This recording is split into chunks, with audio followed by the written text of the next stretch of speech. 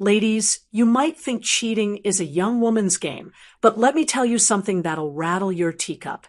Infidelity in older age is far more common than most people think. And yes, women do it too. In fact, some of us don't even feel guilty about it. Today, I'm going to walk you through 7 shocking reasons older women cheat, even after decades of marriage. And stick with me until number 7, because it's the one no one dares to say out loud. Also, while you're here, tap that like button, subscribe, and comment below. Backhand index pointing, right?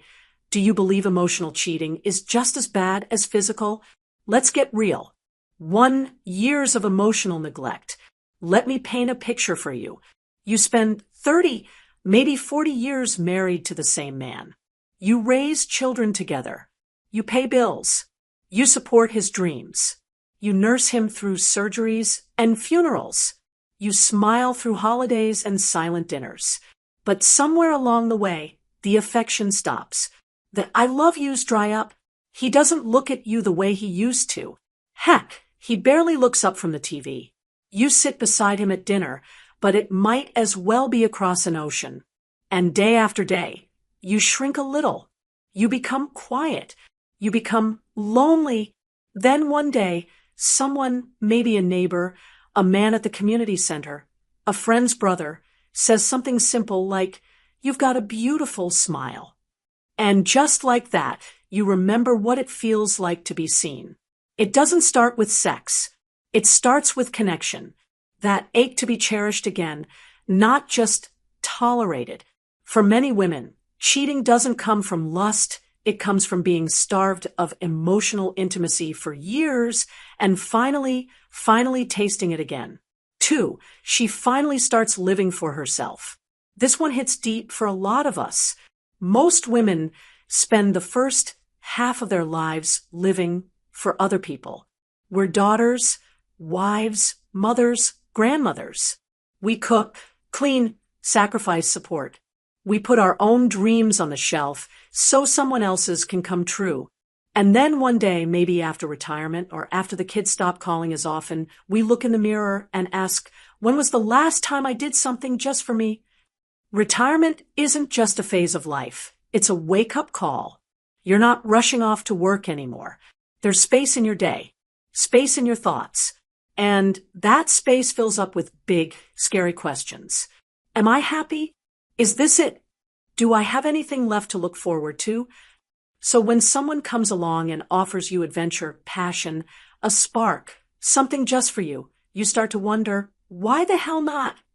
Not out of spite, not even out of unhappiness, but because for the first time in your life, you want to feel like your own person.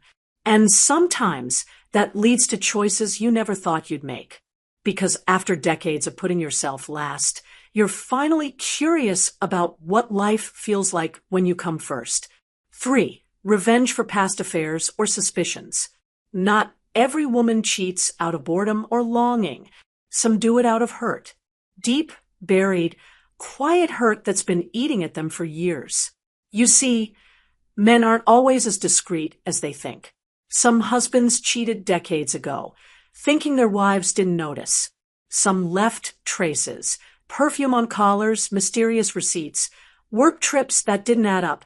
And some women stayed silent for the sake of the kids, or because they had nowhere to go, or simply because they weren't ready to burn down the life they built. But that pain doesn't vanish. It festers. Even if she pretended to move on, she might have kept score. And now, decades later, when the opportunity for her own affair comes around, she sees it as justice, a chance to level the playing field, to feel what he felt, to remind herself that she can still hurt him just like he hurt her. And here's the truth people won't say out loud. Some older women don't even like the person they cheat with. They just like the power, the revenge. It's not right, but it is real. For some, cheating becomes the final act in a decades-long play called You Don't Get to Win This Marriage Alone. 4, sexual reawakening. Now let's get spicy. There's this ridiculous myth that older women lose interest in sex. as if once we turn 60 or 70, we just want to knit sweaters and watch reruns of murder. She wrote, "Let me tell you something. Some of us feel more alive sexually than we did in our 30s. We're not worried about getting pregnant. We're not insecure about how we look in the dark. We've learned what feels good, and we're not afraid to ask for it. But here's the kicker. While our desires have evolved, our husbands often haven't. Some men slow down, check out, or lose interest entirely. Others never bothered to understand our bodies in the first place. So what happens when we meet someone who does understand us, who touches us like we're art, who listens, flirts, explores, who reminds us that we're still sensual, desirable, wild? Some of us give in, not out of desperation, but because for the first time in a long time, we feel awake. And it's intoxicating. Sex after 60 doesn't die. It deepens. And for some women, it takes a new partner to rediscover just how powerful that part of them still is. 5. A new man gives her what her husband won't. Let me say something blunt. Some husbands just stop trying. They settle into the marriage like it's an old recliner, comfortable, broken in, and never cleaned. They assume that because we're still there, we're still happy. They stop noticing our new haircut. They stop saying thank you when we bring them tea. They grunt instead of talk. They touch us out of routine, not passion.